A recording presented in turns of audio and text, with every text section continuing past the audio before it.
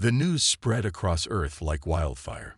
John Miller, humanity's ambassador to the Galactic Council, had been executed. His crime, according to the Council, espionage and warmongering. The truth was far different. Screens everywhere showed the same footage. Miller standing tall before the alien judges, refusing the blindfold offered to him.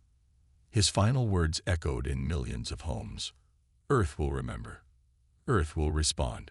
Captain Olivia Wright sat in her quarters aboard the Earth Defense Force flagship. Her hands trembled as she watched the execution for the 5th time.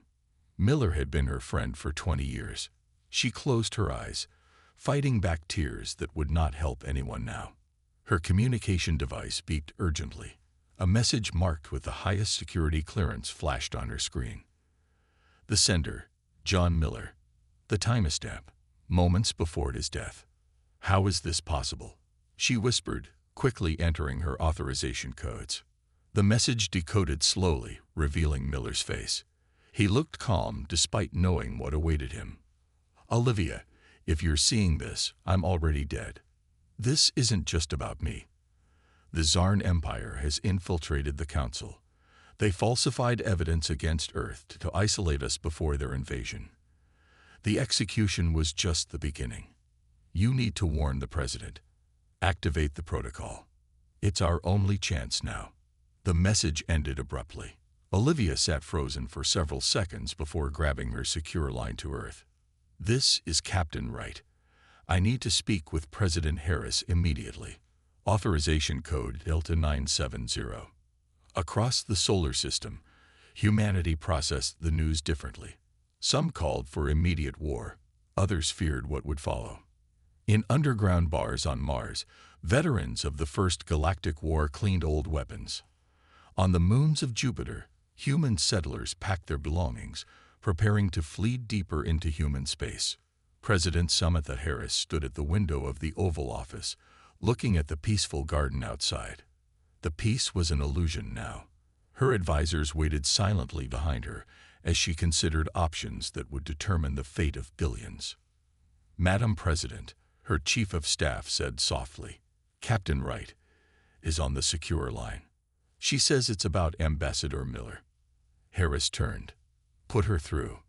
After hearing Wright's report, the president dismissed everyone except her military advisors. When the room was secure, she pressed her palm against a hidden scanner in her desk. Computer, recognize Harris. Samantha J. Presidential Authorization. Omega Black. The hidden screen emerged from her desk. State your command. The computer responded. Activate Annihilation Protocol. The computer paused. Please be advised, Annihilation Protocol requires secondary authorization. This action cannot be undone. Harris looked at General Paul Davis, who nodded grimly before placing his hand on the scanner. Davis, Paul E. General of the Combined Earth Forces. I confirm activation of Annihilation Protocol. The screen flashed red. Annihilation Protocol activated. All military units are now at highest alert. Dormant defense systems initiating. All diplomatic channels with Galactic Council species terminated. Just as the confirmation appeared, another urgent message arrived. It was from the Arcturus Coalition, one of the few alien species that had always maintained good relations with humans. The alien face on the screen looked worried. President Harris, we have detected large Council fleet movements toward human space. The Zarn are leading them. We believe an invasion is imminent. The Arcturus stand with humanity in this dark hour. Harris nodded gratefully. Thank you, Ambassador. We will remember who our true friends are. After the call ended, she turned to her generals. How long until the protocol is fully implemented? 48 hours for the first phase, Davis answered. The hidden fleets need time to power up. They've been dormant for decades. And the weapons systems? Davis hesitated. Dr. Martinez reports the special systems are operational but untested at full capacity. Harris looked back at the garden outside, perhaps for the last time. The council thought they were executing one man. They've just awakened a sleeping giant. She turned back to her team. Begin the countdown. Earth fights back starting now. Deep beneath the red Martian surface, Lieutenant Greg Powell walked through a massive underground hangar that had remained unused for decades. The air smelled stale, mixed with the scent of metal and machine oil. Emergency lights flickered on automatically as he moved forward, revealing enormous shapes hidden under dust-covered tarps. "Begin activation sequence," Powell ordered, his voice echoing in the cavernous space. Technicians rushed around him, their footsteps clanging on metal walkways. One by one, they pulled away the massive tarps, revealing what lay beneath: 5 Titan-class warships, each nearly a mile long. These vessels had been Earth's secret insurance policy, hidden from Council detection since the end of the First Galactic War. "How long until they're operational?" Powell asked the chief engineer. 24 hours, sir. These old girls need time to wake up," the engineer replied, patting the hull of the nearest ship. "But once they do, nothing in Council space can match them." Powell nodded. "The President needs them ready in 18 hours. The engineer frowned but didn't argue. "We'll make it happen, sir." On the other side of the hangar, Dr. Eric Martinez stared at the schematics on his tablet. As the lead weapons specialist for the Annihilation Protocol, he knew better than most what these ships could do. The solar lance technology housed in their bow sections could tear apart a small moon. It was technology forbidden by every galactic treaty Earth had signed. Martinez looked up as Powell approached. "We're really doing this, aren't we?" he asked quietly. "They executed our ambassador, Eric. They're coming for Earth next. What choice do we have?" Martinez shook his head. "I helped design these weapons to ensure peace through deterrence, not to use them. Do you know how many lives they'll—" "I know exactly what they'll do." Powell cut him off. "That's why we need them ready. So the Council thinks twice before attacking us." Their conversation was interrupted by a woman's voice over the facility speakers. "Attention all personnel. Admiral Blackwood has arrived." The room fell silent as a tall, gray-haired man in a perfectly pressed uniform walked in. Admiral Richard Blackwood had been the hero of the First Galactic War 30 years ago. Since then, he had lived quietly in retirement on a small farm in Montana. Now, he surveyed the hangar with sharp eyes that missed nothing. "Lieutenant Powell," he said, his voice stronger than his age would suggest. "Report." Powell saluted. "Admiral, we're activating the Titan fleet as ordered. Estimated combat readiness in 18 hours. Blackwood nodded, then turned to Martinez. "Doctor, are the special weapons operational?" Martinez hesitated before answering.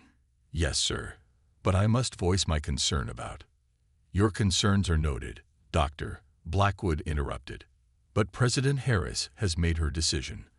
The solar lance will be our equalizer against the Council's numerical superiority." The Admiral walked to the nearest ship and placed his hand on its cold metal hull. "She's beautiful," he said softly. "What's her name?" "Defiance, sir," Powell answered. "The flagship." Blackwood smiled grimly. "Appropriate." At that moment, Powell's communication device beeped. The message on the screen made his blood run cold.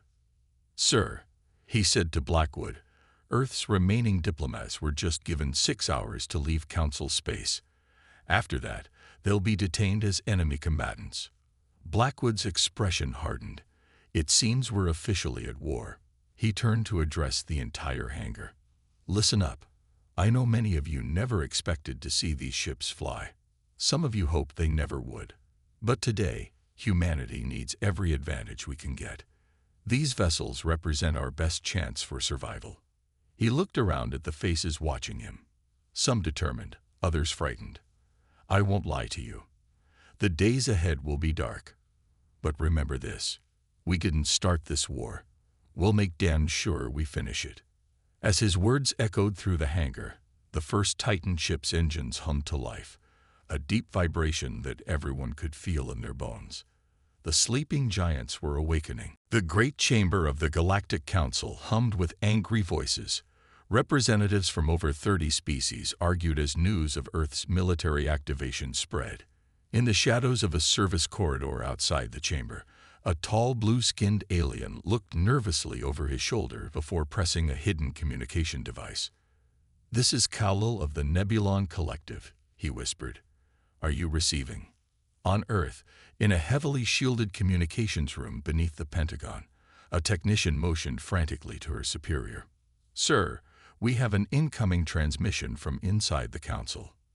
The message was routed to a secure terminal where General Davis watched as the blue alien's face appeared. "Not all Council members support the execution of your ambassador," Kal-El said quickly. "The evidence against him was fabricated. Many of us believe this is a Zarn plot to start a war." Davis leaned forward. "Why are you telling us this?" "Because if there is war between Earth and the Council, billions will die on both sides. My people have lived through such conflicts before." Khalil's large eyes blinked rapidly. "I can provide the locations of Council fleet movements and defense codes." Davis was suspicious. This could be a trap. "It is not. As proof of my goodwill, I offer this. 3 Zarn battlecruisers are currently moving to attack your colony on Europa. They will arrive in 6 hours. Elsewhere in the Council headquarters, William Peterson sat at his workstation, looking like any other human bureaucrat employed by the Council. No one suspected he was actually one of Earth's deepest planted spies, embedded in the Council's communication division 20 years ago. Peterson's fingers flew over his console, planting subtle errors in Council military transmissions. A course coordinate here, a timing sequence there. Small changes that would cause major confusion once the Council fleet was deployed. His terminal suddenly flashed with an incoming message marked highest priority. Peterson tensed but opened it. What he saw made him immediately reach for his emergency transmitter. The message contained the complete Zarn battle plan, including evidence they had manipulated the Council for years. Someone had sent this directly to him.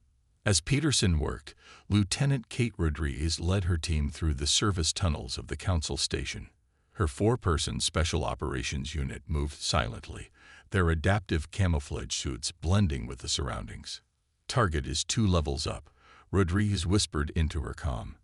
"Council member Thrix of the Ponteri. Our orders are to extract, not eliminate." "Why are we saving the Council member?" one of her team asked. "Thrix voted against executing Ambassador Miller," Rodriguez replied. "President Harris believes he can help prove Earth's innocence." They reached an air vent and peered through. Inside the luxurious quarters, a small, furry alien paced nervously. "Target is alone," Rodriguez confirmed. "Prepare for extraction." On Earth, the global quantum communication network suddenly went silent. Screens everywhere displayed the same message. "Connection lost." In the White House Situation Room, tech specialists worked frantically to restore the system. "What happened?" President Harris demanded. "Council jamming technology, Madam President," a young technician explained. "They've deployed quantum disruptors across our system. We can't communicate with our outer colonies or defense stations." Harris turned to her military advisor. "How does this affect the protocol?" "It slows us down but doesn't stop us," the advisor replied. "We have backup systems that don't rely on quantum networks." At that moment, a messenger rushed in with a handwritten note. Harris read it, her face growing pale. "Council forces have attacked our scientific outpost on Pluto," she announced. "No survivors." The room fell silent. "Madam President," General Davis said, entering the room, "I have news from our contact in the Council. The Zarn are planning to attack Europa in less than 6 hours. Do we have forces that can intercept?" Harris asked. Davis nodded. "Admiral Blackwood reports the first Titan ship is ready. He's requesting permission to deploy." Harris closed her eyes briefly. Once this order was given, there was no turning back. "Permission granted," she said finally, "and send a message to all Earth forces. As of this moment, we are at war with the Galactic Council, but our true enemy is the Zarn Empire. Remember that." Throughout the solar system, humanity prepared for the conflict that would decide their future. The war they never wanted had begun. Admiral Blackwood stood on the bridge of the Titan-class warship Defiance. The massive vessel hummed with power as it led a fleet of 5 ships toward the Zarn forces approaching Europa. All ships report ready for combat, Admiral, the communications officer announced. Blackwood nodded. Begin Operation Sundering. Notify all captains. Weapons free. The human fleet moved silently through space, their advanced stealth systems masking their approach. The Zarn battlecruisers, confident in their superior numbers, had no idea what was coming. Enemy ships in range in 30 seconds, reported the tactical officer. Blackwood's face remained calm. Fire on my mark. When the order came, the Defiance fired first, a brilliant beam of energy. The solar lance lanced out from the ship's bow, connecting with the lead Zarn vessel. For a moment, nothing happened. Then the enemy ship simply came apart, its hull splitting like paper as the energy weapon overloaded its systems. The other Titan ships followed suit, each targeting a different enemy vessel. Within minutes, half the Zarn fleet was destroyed, the rest thrown into chaos. They're retreating, Admiral, the tactical officer reported, unable to keep the surprise from his voice. Let them go, Blackwood ordered. Let them tell the Council what happened here. As the battle near Europa unfolded, Captain Frank Morrison guided the prototype warship EDS Vengeance toward a different target. This vessel, smaller than the Titans but far more advanced, represented the cutting edge of human military technology. Captain, we're approaching the Council staging area near Saturn, his navigator reported. Sensors showed 23 enemy vessels. Morrison nodded. Activate the phase drive. The Vengeance shimmered and then seemed to disappear from normal space. The revolutionary drive allowed it to operate partially out of phase with reality, making it nearly impossible to detect or hit. Phase drive stable, Captain, the engineer reported. We can maintain this state for 17 minutes before we need to recharge. That's all we'll need, Morrison replied. Target their command vessels and fire. The Vengeance struck like a ghost, appearing briefly to fire devastating salvos before vanishing again. Council ships fired blindly into space, their weapons passing harmlessly through where they thought the human vessel was. In just 15 minutes, the Council staging area was in ruins. The Vengeance slipped away, leaving confusion and fear in its wake. While the military offensive began, millions of civilians from Earth's outer colonies fled toward the relative safety of inner solar system. Space stations and settlements that had taken decades to build were abandoned in hours. On a crowded transport ship leaving the Neptune mining colonies, children pressed their faces against viewports, watching as their homes grew smaller behind them. Parents clutched what few possessions they could carry, their faces tight with worry. Will we ever go back? A young boy asked his father. The man looked down at his son. I don't know, but Earth will protect us. In a secure laboratory beneath the Rocky Mountains, Dr. Laura Bennett stared at her computer screen in horror. As one of the few civilians with access to the complete Annihilation protocol documentation, she had been reviewing the weapons systems when she discovered something disturbing. This can't be right, she whispered to herself. The documents revealed that the protocol included capabilities far beyond what had been disclosed to most military leaders. The final phase involved weapons that could literally render entire planets uninhabitable. Bennett picked up her secure phone to call President Harris when alarms began blaring throughout the facility. Emergency alert, an automated voice announced. Neptune Defense Station has been attacked. Estimated casualties, 7,000. All personnel report to emergency stations immediately. Meanwhile, President Harris received the news of the attack on Neptune with a grim face. The Council had struck a purely civilian target, a space station housing families of miners and researchers. They're trying to make this a war of attrition, General Davis said. They know they can't match our new technology, so they're targeting our most vulnerable points. Harris nodded slowly. Then we need to end this quickly. She turned to her advisors. Authorize Admiral Blackwood to proceed with Phase 2 of Operation Sundering. Target the Council's primary military installations. As orders went out across the solar system, Earth forces prepared for their next strikes. But the Council had resources spread across hundreds of worlds, and the human military, for all its technological advances, was vastly outnumbered. The real test was only beginning. Lieutenant Powell studied the holographic display of Council territory. For 3 days, Earth forces had fought bravely, but they were stretched thin across too many fronts. The initial surprise of their advanced technology was wearing off as the Council adapted their tactics. "There has to be something we're missing," Powell muttered. He zoomed in on the Council's supply lines, tracing the movement of their warships. A pattern began to emerge. "Sir," he called to Admiral Blackwood, "I think I found something." Blackwood joined him at the display. "What am I looking at, Lieutenant?" "The Council fleets never stray more than 2 light-years from these stations," Powell explained, highlighting several points. "They return to them after every engagement." Refueling points, Blackwood realized. "But their ships should have enough range to—" "Not if they're using wormhole drives," Powell interrupted. "The energy cost would be enormous. They'd need constant resupply of wormhole stabilizers." Blackwood's eyes lit up with understanding. "And if we cut off that supply, their ships would be stranded wherever they are," Powell finished. "They'd have to fight without reinforcements or retreat the long way home." Within hours, the discovery was shared with Earth's High Command. The intelligence team confirmed that the Council's rapid deployment across vast distances relied entirely on rare wormhole stabilizers mined from only a few systems. In the war room beneath the Pentagon, President Harris approved a daring plan. "Commander Phillips, you'll lead the raid on their primary fuel depot in the Proxima system. This is our chance to turn the tide."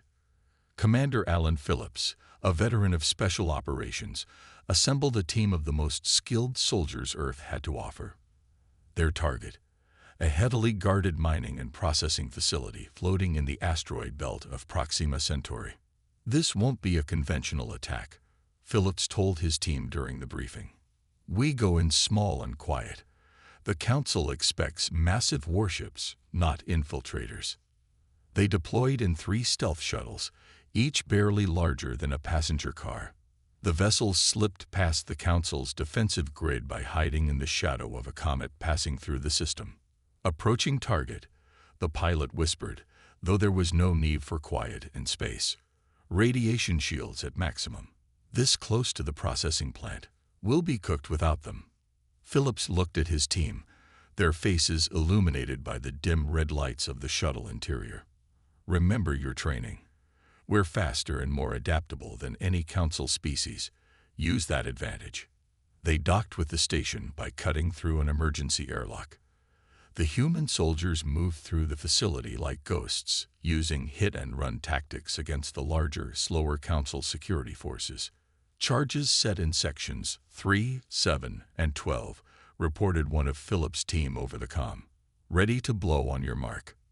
Phillips checked his timer. 5 minutes until the patrol comes back around. We'll detonate on our way out. Back on Earth, Dr. Martinez received an unexpected visitor in his laboratory. A tall, slender alien with iridescent skin entered, flanked by human security officers. "Dr. Martinez, this is Ambassador Trell of the Arcturus Coalition," the security chief explained. "He has requested to speak with you specifically." Martinez raised an eyebrow. "What can I do for you, Ambassador?" "My government has made a decision," Trell said, his voice melodic despite the translator. "The Arcturus Coalition officially withdraws from the Galactic Council. We stand with humanity in this conflict." Martinez was stunned. That's a major diplomatic shift. "The execution of your ambassador violated all principles of justice," Trell continued. "We have observed how the Tsar manipulated evidence. We cannot support such actions." Before Martinez could respond, alarms blared throughout the facility. The security chief pressed his earpiece, listening to an incoming message. His face paled. "There's been an attack at the presidential complex," he announced. President Harris was the target. Across the solar system, Human forces fought with increasing success, using guerrilla tactics that the larger, more rigid Council military struggled to counter. Commander Phillips' raid succeeded, destroying the wormhole stabilizer facility and stranding a third of the Council fleet far from home. But as word spread of an assassination attempt against President Harris, a new fear gripped humanity. The enemy wasn't just outside their borders. It was also within. Dr. Eric Martinez stood before the main control panel of the Solar Lance weapon system. His hands hovered over the activation sequence, trembling slightly. Behind him, Admiral Blackwood and a group of military officers waited in tense silence. "Doctor, we need that weapon online now," Blackwood said. "The Council Armada will reach Mars in less than 30 minutes. Martinez turned to face them. "Do you understand what this will do? This isn't just another weapon. At full power, the Solar Lance will tear apart matter at the atomic level. Everything in its path will simply cease to exist." "We've been over this," Blackwood replied, his voice firm but not unkind. "The Council has deployed 50 warships to Mars. If they break through, Earth is next." Martinez looked down at his hands. He had helped design this weapon as a theoretical exercise years ago. It was never meant to be built, let alone used. "There must be another way," he whispered. "There isn't," said Blackwood. "President Harris survived the assassination attempt, but she's still in surgery. Her last order was clear: defend Mars at all costs." After a long moment, Martinez nodded and turned back to the control panel. His fingers danced across the interface, entering complex equations and override codes. "Solar Lance powering up," he announced, transferring control to the Defiance. On the bridge of the Defiance, Captain Wright watched as the weapon status changed from red to green on her display. The massive ship orbited behind Phobos, one of Mars' moons, hidden from the approaching Council fleet. "Target locked," her weapons officer reported. "Council command ship in range." Wright took a deep breath. "Fire." The Solar Lance activated with surprising quietness. There was no dramatic beam of light, no thunderous sound, just a slight shimmer in space between the Defiance and the Council fleet. Then the lead Council ship seemed to waver, like a mirage in desert heat. Its hull rippled, distorted, and simply came apart. The destruction spread outward, ship after ship disintegrating as the weapon's effect propagated through space. In less than 2 minutes, 37 Council ships were gone. The remaining vessels turned and fled. But the Solar Lance's energy continued outward, its power greater than calculated. It reached Europa, Jupiter's ice-covered moon, where thousands of human refugees had been sheltering. The surface of the moon cracked as the energy wave passed through it, melting ice and triggering massive quakes. When reports of the devastation reached Earth, the reaction was immediate and divided. Crowds gathered in cities across the planet, some celebrating the military victory, others protesting the use of such destructive power. "They're calling it a war crime," Lieutenant Powell told Admiral Blackwood as they watched news footage of the protests. "The death toll on Europa is over 15,000, mostly civilians." Blackwood's face remained impassive, but his eyes revealed his pain. Sometimes victory comes at a terrible price. In the White House Situation Room, President Harris, her arm in a sling from the assassination attempt, met with her closest advisors. Her face was pale but determined. "The Solar Lance was always a last resort," she said, "but now that we've used it, the Council knows what we're capable of." General Davis cleared his throat.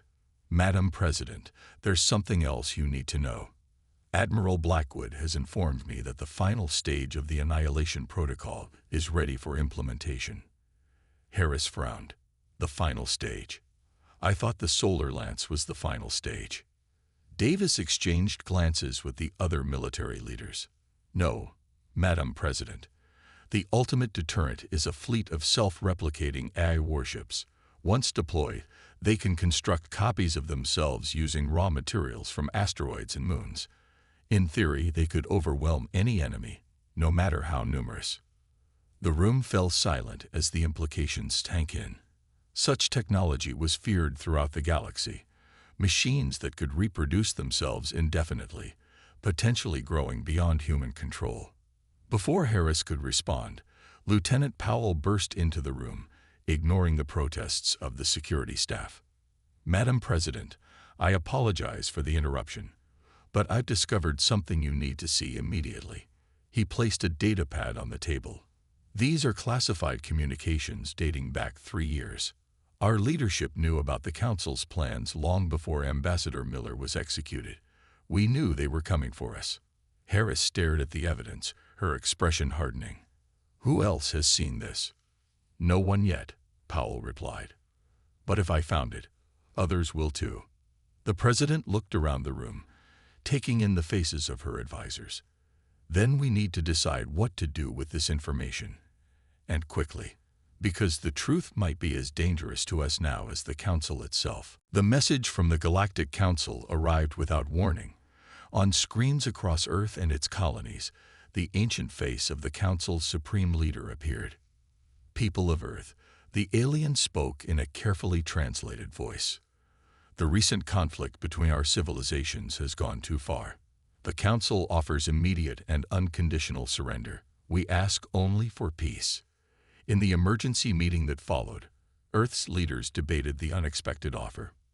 "It's clearly a trap," Admiral Blackwood insisted. "They've never surrendered in their 1,000-year history." President Harris listened carefully to all viewpoints. "What intelligence do we have on their current military status?" "Their fleet is in disarray after the wormhole stabilizer raids," General Davis reported. "But they still outnumber us 10-1 if they gather all their forces." The discussion continued for hours until Captain Olivia Wright requested permission to speak. She had just returned from the front lines near Saturn. "Madam President, during our last engagement, we captured a Council communication officer. Under questioning, he revealed something disturbing." Wright paused, looking around the room. "The Council has developed a weapon capable of triggering our sun to go supernova." The room erupted in shocked voices. "Is this confirmed?" Harris asked when order was restored. "Our scientists believe it's possible," Wright responded. "They're calling it a stellar destabilizer.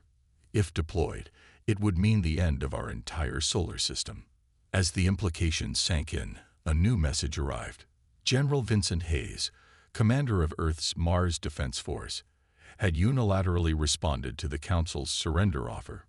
"He's agreed to cease hostilities and begin negotiations," Davis reported, his face grim. "Without authorization." "Hayes always opposed the Annihilation Protocol," Blackwood said. "He thinks we should accept the surrender." Harris stood up. "General Davis, I want Hayes relieved of command immediately. This is not his decision to make." Before her order could be carried out, long-range sensors detected a new threat. A massive fleet had just entered the solar system, larger than any they had faced before. But these weren't Council ships. "It's the Zarn Imperium," Lieutenant Powell announced, studying the sensor data. "They've abandoned their alliance with the Council. This is a direct assault on Earth." "How long until they reach us?" Harris asked. "Less than 12 hours. In the confusion, Captain Wright noticed an unusual signal coming from the Arcturus communication channels. She isolated it in a secure room. The face of Ambassador Trell appeared, looking more urgent than ever. "Captain Wright, I have critical information from our science division," the Arcturus said. "The Council's surrender offer coincides with the deployment of their stellar destabilizer. We've detected it moving toward your sun." Wright felt cold fear grip her. "How do we stop it?" "The device uses quantum entanglement to alter stellar matter. It can be neutralized, but only at its source control center." Trell transmitted a set of coordinates. "This is the location of the control facility. It must be destroyed before the device reaches full power." Wright rushed this information to President Harris, who immediately called Admiral Blackwood. "We need a strike team on those coordinates now," she ordered. "Our best people." "I'll go myself," Blackwood replied. "The Defiance can get there fastest." As preparations for the mission began, General Hayes' faction gained support among those who feared the Annihilation Protocol more than the Council. Civil unrest spread through the inner colonies. "We're fighting enemies on all sides now," Powell told Wright as they boarded the Defiance. "The Council, the Zarn, and our own people." Wright checked her weapon. "Then we better not fail. This mission is everything." The Defiance departed Earth at maximum speed, racing against time to reach the control center. Behind them, the combined Earth and Arcturus forces prepared to face the Zarn fleet. President Harris addressed humanity one last time before the battle. "Today we fight not just for Earth, but for the right of all species to exist free from tyranny. The Zarn would enslave us all. The Council would destroy us rather than admit defeat. We will allow neither." As her words reached across space, the greatest battle in human history began. The future of Earth, and possibly the galaxy, hung in the balance. The battle for Sol began as the massive Zarn fleet entered Earth's solar system. Hundreds of ships filled the space between Mars and Jupiter, their weapons glowing with deadly energy. Against them stood the combined forces of Earth and the Arcturus coalition, outnumbered but fighting with desperate courage. Admiral Blackwood watched from the bridge of the Defiance as they approached the hidden Council facility housing the stellar destabilizer controls. "We're in position," the tactical officer reported. "Defense systems detected." Blackwood nodded. "Begin the attack." The Defiance fired its main weapons, opening a hole in the station's shields. Immediately, smaller craft launched from its bays, carrying strike teams to infiltrate the facility. Captain Wright led the first team through the breach, moving quickly through alien corridors. Council guards fell before their advance, unprepared for the speed and determination of the human forces. "Control room ahead," Wright announced over the comm. "Heavy resistance." Lieutenant Powell, leading the second team, responded immediately. "We'll draw their fire. You get to the controls." Powell's team created a diversion, allowing Wright to reach the main control chamber. Inside, she found the stellar destabilizer's operating system, a massive crystalline structure pulsing with energy. "Dr. Martinez, I'm sending you the schematics," she said, connecting her scanner to the alien technology. "How do we shut it down?" Back on Earth, Martinez studied the incoming data. "The system uses quantum entanglement to connect to the device near the Sun. You need to sever that connection without triggering a cascade failure." Wright followed his instructions precisely, carefully rerouting power systems and disabling safety protocols. The crystalline structure dimmed, then went dark. "Destabilizer neutralized," she reported. "Repeat, the Sun is safe."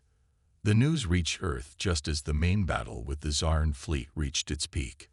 The human Arcturus forces fought with everything they had, using the tactical advantage Powell had discovered earlier to cut off Zarn ships from their supply lines. President Harris, watching from the command center, turned to General Davis. "It's time. Deploy the final phase of the protocol." With reluctance but firm resolve, Davis gave the order. From hidden bases throughout the asteroid belt, a new kind of vessel emerged, the autonomous warships. Sleek and deadly, they moved with inhuman precision, targeting Zarn weak points with perfect accuracy. Within hours, the tide of battle turned. The Zarn fleet, expecting an easy victory, found itself surrounded and outmaneuvered. Their supreme commander sent an emergency transmission, ordering all ships to retreat. But it was too late. The human forces pressed their advantage, destroying or capturing most of the Zarn fleet. Those few ships that escaped carried with them tales of human ferocity that would become legend throughout the galaxy. When the battle ended, President Harris personally led a diplomatic mission to the Galactic Council headquarters.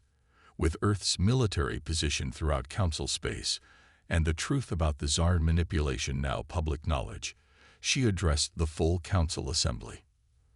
"For too long, the Council has viewed humanity as a threat to be controlled," Harris said, her voice steady and strong. "Today, I come not seeking revenge for our executed ambassador, but accountability." She revealed data files that John Miller had secretly compiled before his death, detailed records of council species violating their own laws, of corruption and conspiracy at the highest levels. "We've documented every transgression, every crime," Harris continued. "And now we have the military strength to enforce justice." The Council's supreme leader, faced with irrefutable evidence and superior force, had no choice but to accept Earth's terms. The Galactic Council would be restructured, with humans taking a leadership role to ensure fairness for all species. In the months that followed, the Annihilation Protocol was modified. The autonomous warships were reprogrammed as peacekeepers. The Solar Lance technology was placed under strict controls shared by multiple species. 1 year after Ambassador Miller's execution, representatives from across the galaxy gathered on Earth for a memorial service. The event became a celebration of peace and a warning against tyranny. As the ceremony ended, Admiral Blackwood stood with Captain Wright and Lieutenant Powell, watching the diverse crowd of humans and aliens.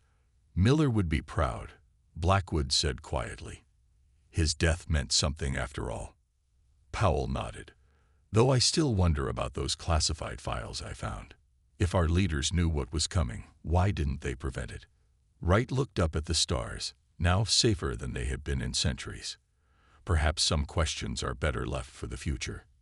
Unknown to them all, deep in space beyond the edge of human territory, ancient monitoring devices recorded everything that had happened. The beings who placed them there, a race so old they had watched galaxies form, made note of humanity's rapid advancement. The test had been passed. Humanity was ready for the next stage.